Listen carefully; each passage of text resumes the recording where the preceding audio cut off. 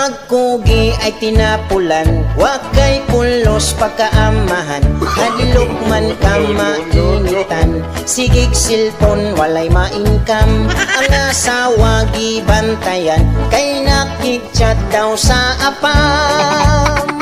Basin kunog, kalit nga itabang.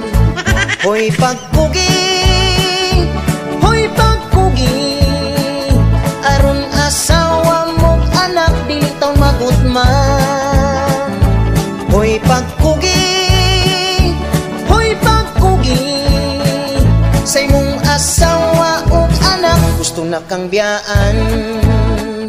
Trabaho niya kay mamasada, single motor iyang gidala, huna-huna nag-alingasa, basigwa na iyang asawa.